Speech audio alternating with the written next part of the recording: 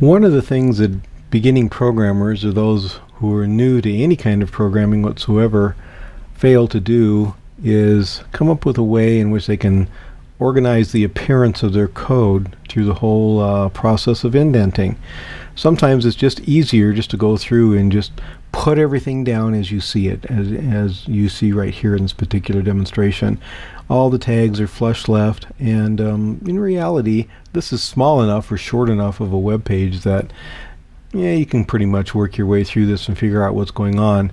But later on, if you end up creating any web pages of any significant size, pretty soon this whole approach to writing code can become very troublesome. Largely that's because you can't find the areas of the code that you really need to get to work on, or that you really need to work on rather. So what I'd like to do is I want to point out a very, very important issue, and that is you must indent your code. It is so important that some programming languages will not even run unless you indent your code, such as Python. A lot of guys that are teaching introduction to computer programming will choose a language like Python to get you guys in the habit of indenting code, because they know in the future if you fail to get into this habit, it's going to be very, very problematic. So let's go ahead and let's take a look at what we have here. And I'm kind of wishing, that I would have indented this code. So what I'm going to do is I'll go through and I see a head tag here, right? I see an HTML tag. I see down here my body tag and an HTML tag, and I see somewhere in all of this, there's a body tag there. It would be nice if it was organized just a little bit better.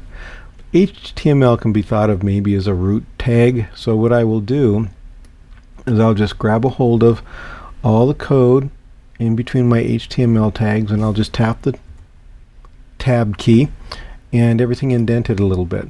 Of course, this isn't what I want for all of this, but it's certainly a great start. Here's my head opening and closing tags. So everything in between those two, I will go ahead and hit the tab key, and you see that they're indented. So I can clearly see what's going on now in terms of maybe the head area and the body area. Okay, here's the body tag. So again, I will come down through here and I will go to just short of the body tag, and I'll tap the indent key. At this point, there's no guarantee that this divide tag right here is the match to this open tag right here. So at this point we're going to have to start just kind of going for it. Okay, so I'll tab here.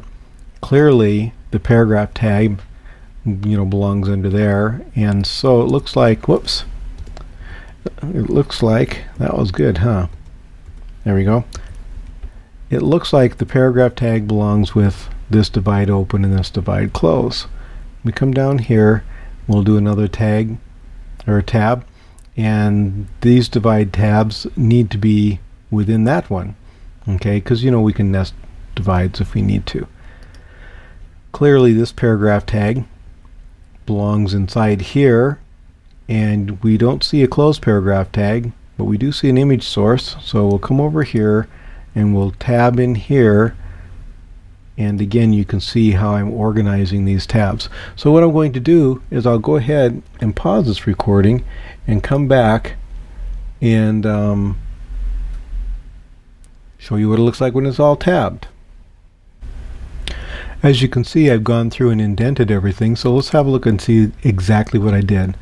The body lines up all the way down here with body. Div lines up nicely with div. This div lines up with this one, which in turn lines up with this one, and lines up here. And as you can see, I basically followed that modus operandi all the way down. The table rows, then the table data gets indented, and then whatever is inside there, if you have formatting tags around it, whether it be paragraph or heading levels or whatever, you might want to do that as well. Okay, you'll notice that I have this little gray line here. Well, what this is for is to help me to be able to print this out on a sheet of paper without going beyond the margin. As you can see though, I'm going to be going beyond margins at some point, which really doesn't bother me that much because I do most of my work on the computer. I don't bother printing hard copy to check code or anything like that. The document write, you'll notice in some cases that I just kept adding document write statements instead of just running this out into Never Never Land. Once again, I did this for readability's sake. Okay. Now up here, you'll notice that I have a script. Okay. And I created a type in the heading level 2. The point that I'm trying to bring up here, though, is the fact that there's white space above and below this, so that we can kind of see what's going on.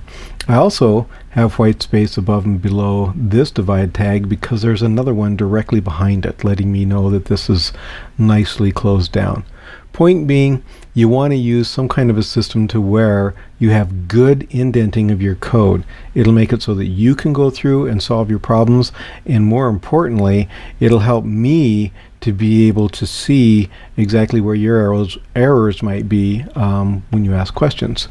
Of course, we can do the same thing with respect to JavaScript. So let's zap on over to the JavaScript, and as you see, there's no indenting going on.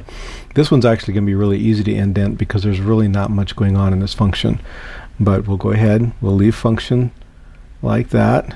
Some people just go ahead and indent there, and they'll do a return, and they'll leave the closed curly bracket sitting right here. Other folks prefer to have it right there. Totally up to you, whatever way you want to do it.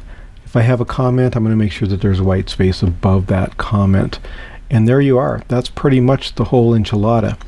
If we had a while loop, we would indent so that we can see what's inside the while loop. If we had while loops within while loops, we would do the same thing. Hopefully that makes a lot of sense to you guys.